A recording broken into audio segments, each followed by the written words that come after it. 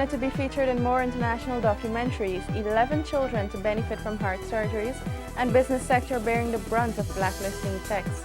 You're in tune to Weekly Digest, a government information agency program that keeps you updated on what the government has been doing. With the details, I'm your host, Minuta Mishra. The Natural Resources Ministry has taken sand mining and quarrying operators to task so as to ensure better management and stricter enforcement of regulations. Local quarry producers met with Natural Resources Minister Robert Pussau to explain some of the constraints affecting their production and discuss possible solutions so that 2014 government projects are not stymied in any way as a result of low production. Our aim is to ensure that we have maximum output. You're running a business, so we can't tell you how it is you should design your business model, but just to say that we expect maximum output and the utilization of the resources that have been made available to you. It's very simple. We tell people, these resources belong to the people of Guyana.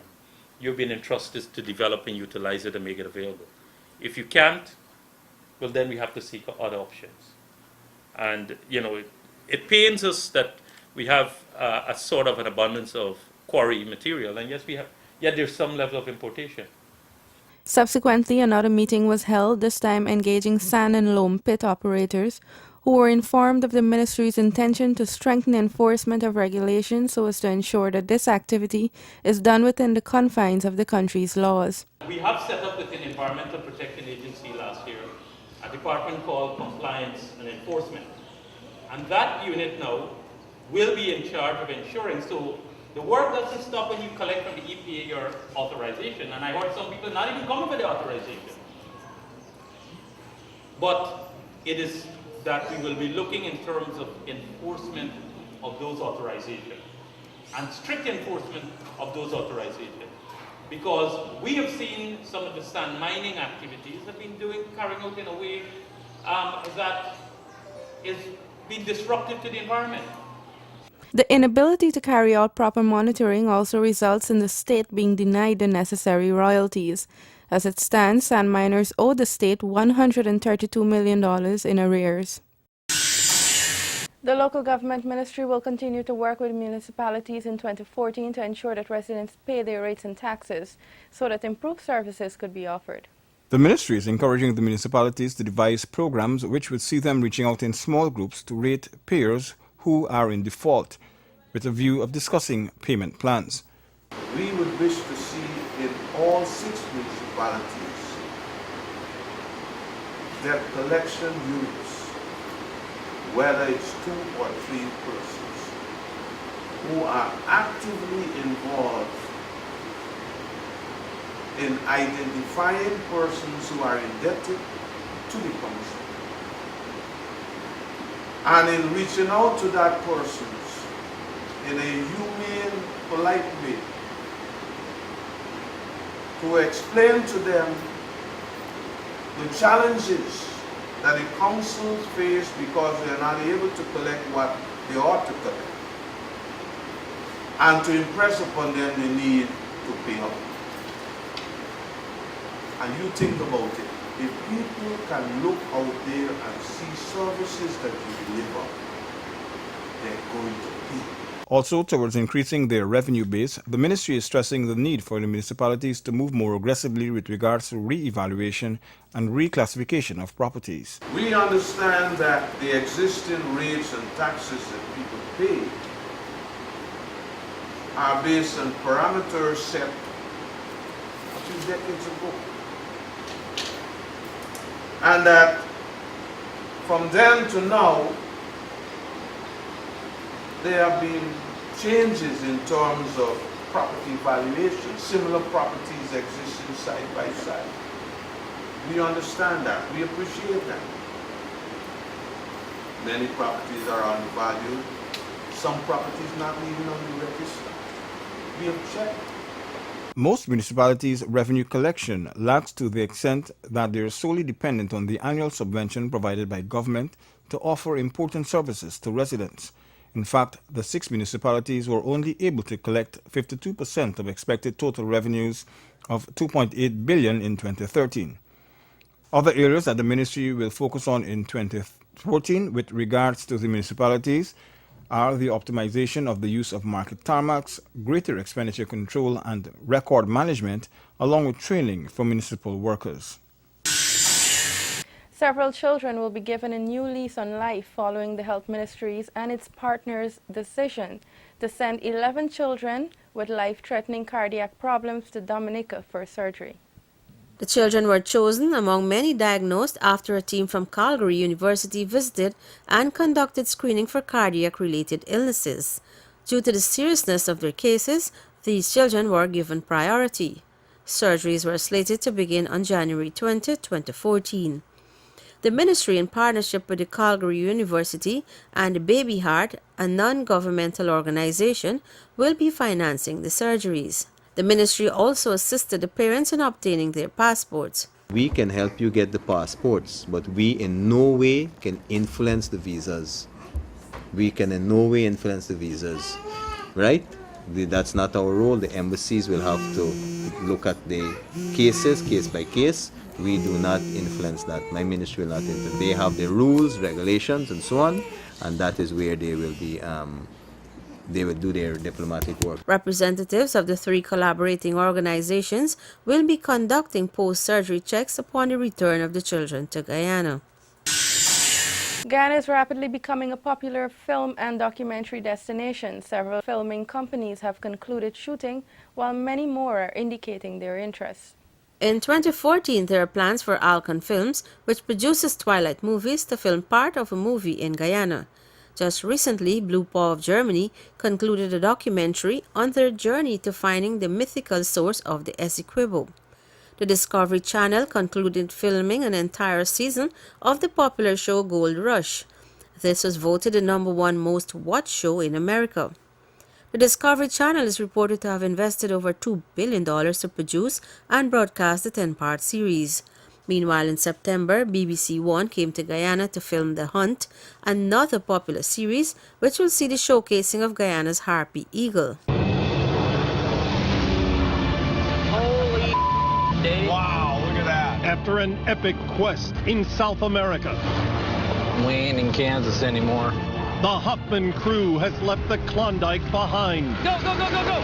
Oh! They've staked a new claim deep in the jungles of Guyana, worth an extraordinary $50 a yard. We're gonna be mining in Guyana. Can you believe it? Let's go. Now, in their 4th season gold mining, each man faces a life-changing decision. It's a whole nother level of risk. This scares the hell out of me. Those brave enough to commit to Todd's new dream We're gonna take a gamble right now. I'd give her help. Go. set out deep into the hostile jungle. Do not stop. Dad, little by little. The risk is unlike anything they've ever faced. Stop, stop! Hold that thing now! All of these filming and documentaries have served to significantly improve the image of Destination Guyana. The effects of being blacklisted by the Caribbean Financial Action Task Force are being felt by the local business sector. The blacklisting of Guyana has led to several negative effects on the local economy and is an issue of concern to the private sector. What happens is that your credit rating drops. There have been instances where people who transfer money on a regular basis to relatives in Guyana are being told by their banks that they can no longer do so through the normal banking system.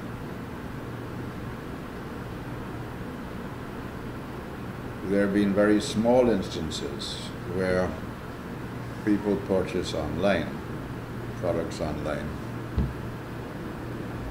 and Guyana and Belize have been blacked out as the country, a listed country.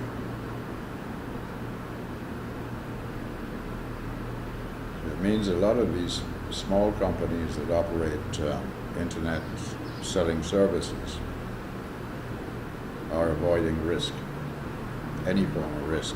The PSC head said that whilst laws can be improved, the politicians must show maturity and understand the need for legislation as approved by international financial agencies.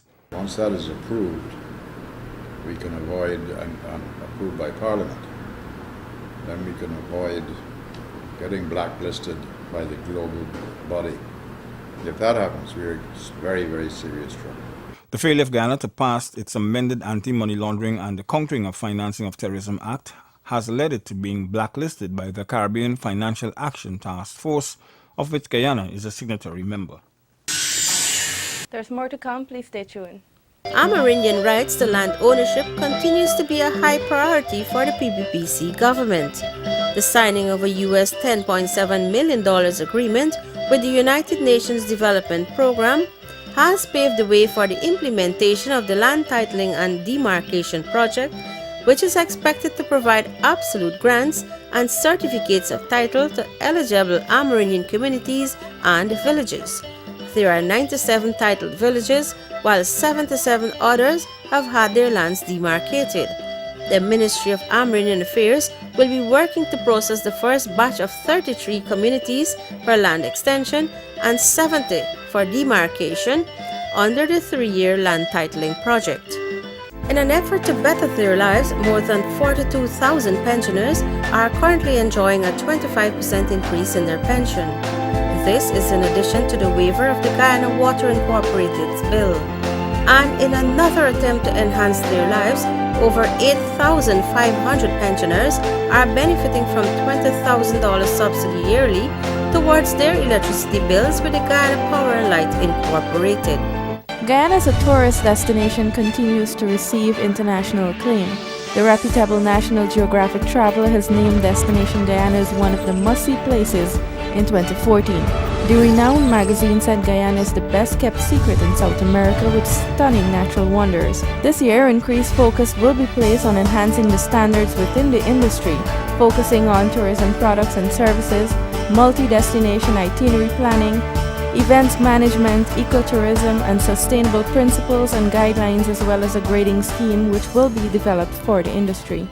In an effort to respond more promptly to citizens, the Home Affairs Ministry has launched an online crime reporting system which allows citizens who possess or have access to cell phones, computers, or other devices with internet connections to report criminal activities. Citizens can get instant access to security personnel on BlackBerry Messenger via 280-4E429. Reports of corruption can also be made on www.ipaidthebribe.com. These reports can be made anonymously. Guyana is set to achieve the goal set by the United Nations Children's Fund UNICEF of universal birth registration by 2015. The General Register Office has launched an intensive campaign. It has decentralized its services to specifically cater to the needs of residents living in the interior location. Bedside registration is also done in several public hospitals. There are now 200 registration centers operating in 10 regions. Citizens are urged to ensure that all births are registered. The Child Care and Protection Agency of the Ministry of Human Services and Social Security continue to play its role in investigating child abuse cases. 2,925 such cases were reported in 2013. The agency found that there were 1,473 cases of neglect, while 574 sexual abuse cases were reported during the year. The children were further removed from the abusive situations. We plan to up the ante because we have noticed a trend of parents neglecting their children, leaving their homes and leaving small minors unattended for extended periods of time. And we plan to pursue the law as it relates to those parents, because we feel that this should not be allowed to happen within our society.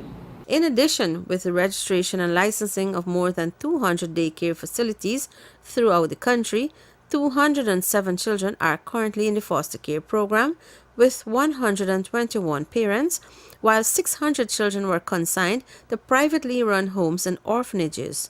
In place, also, tutors who will support these children and help them with their schoolwork and their homework and revision and so on, so that our children can become more rounded as we go along. The National Commission on the Family conducted 20 parenting workshops in Regions 2, 3, 4, 5, and 6.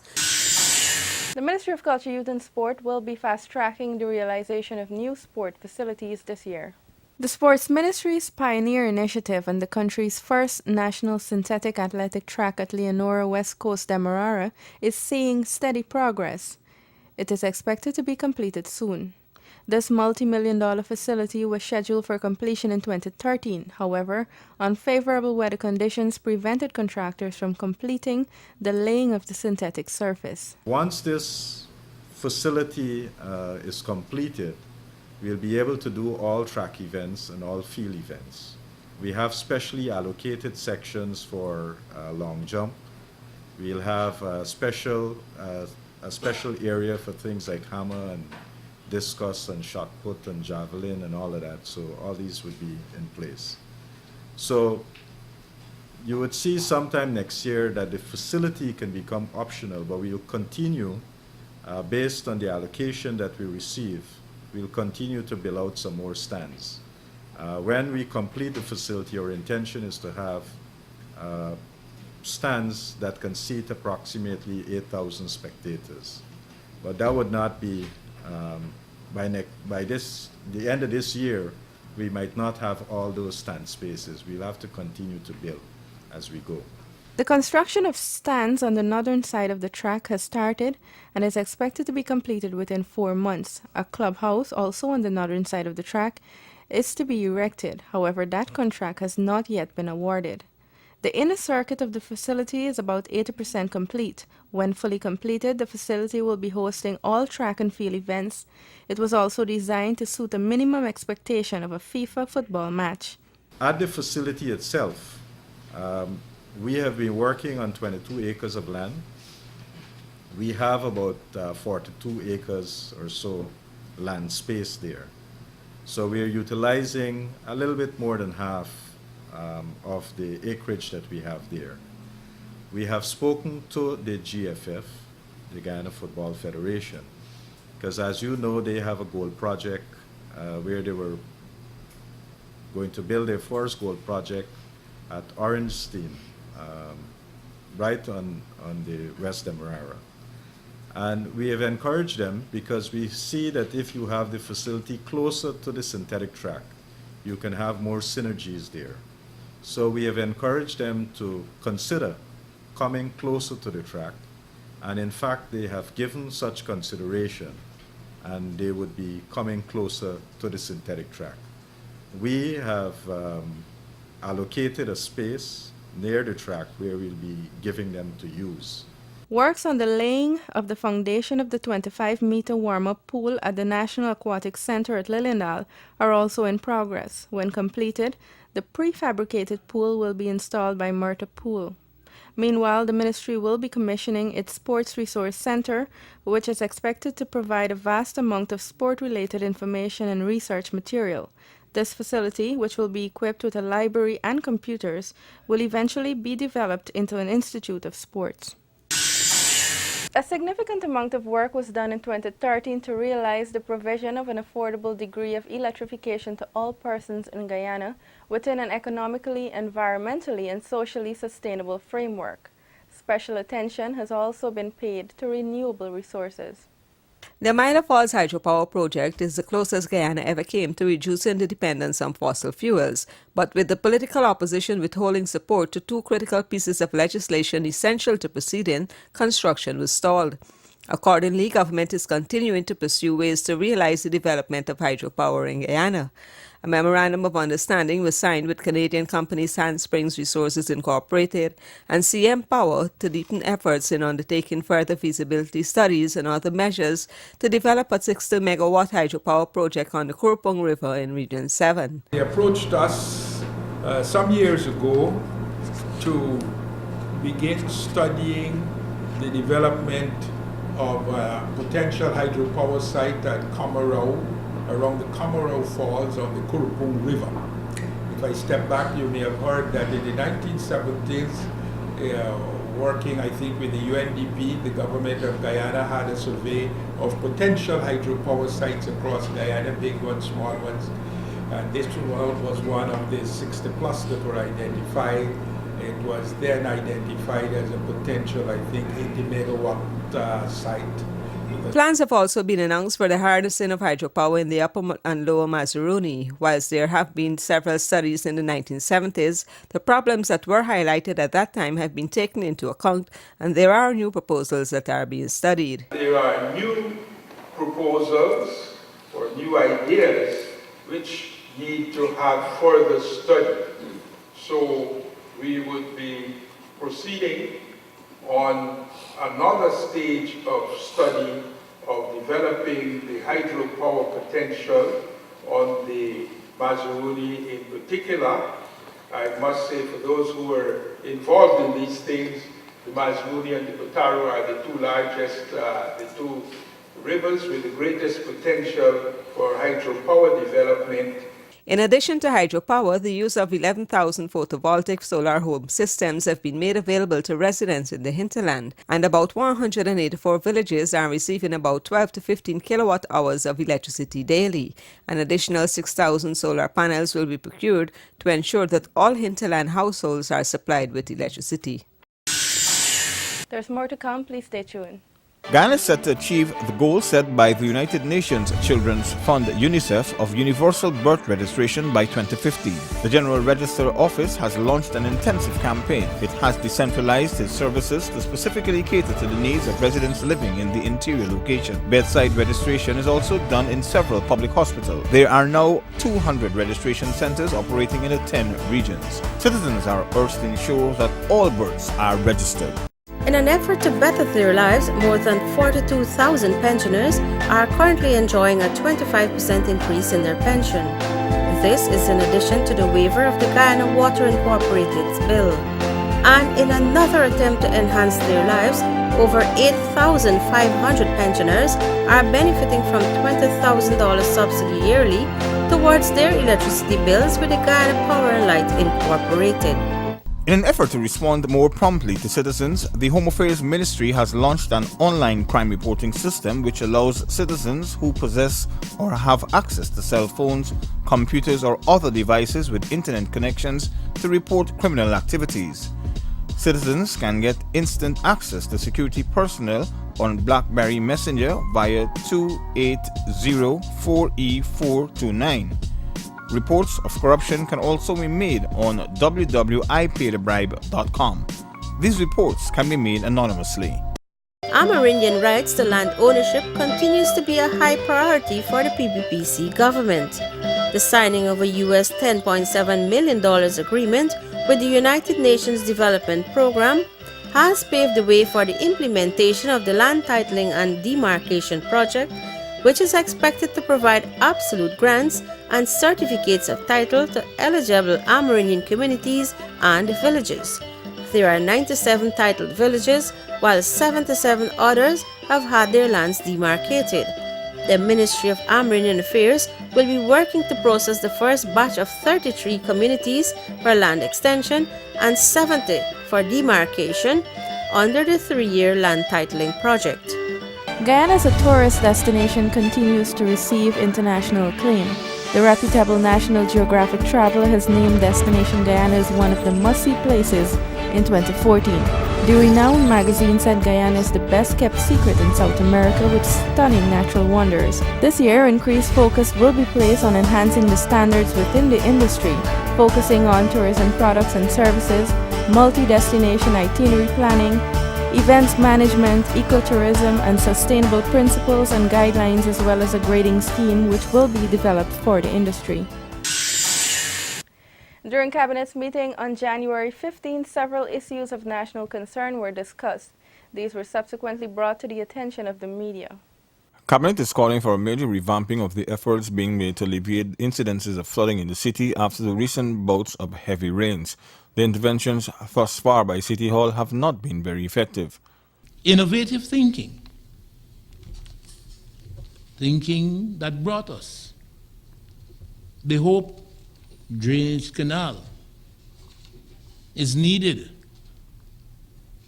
to study and to propose solutions to the defects that are constantly being trumpeted and being uncovered with the current drainage situation in the city.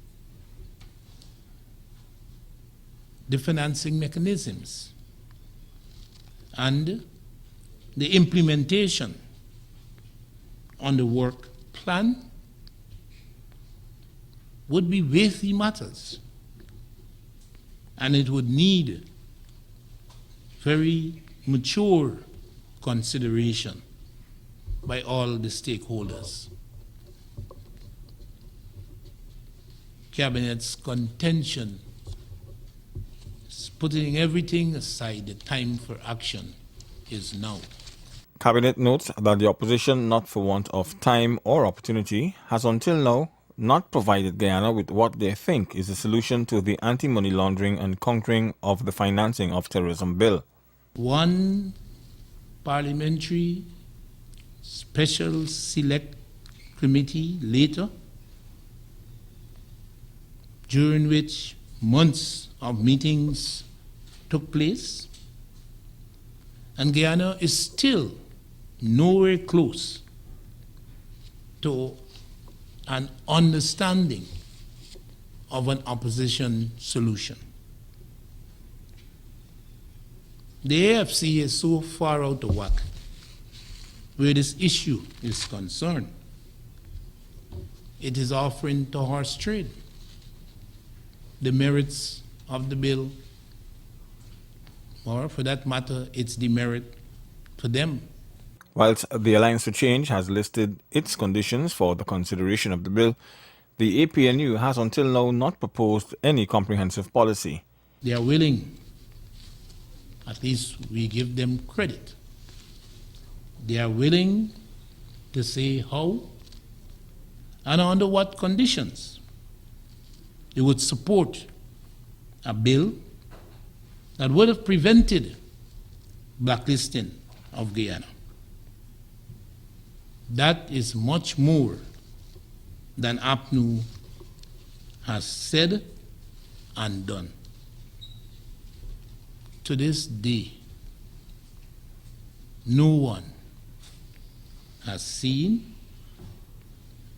and nowhere has there been presented by anything or anyone in APNU colors a comprehensive APNU position against the provisions in the amended anti-money laundering bill.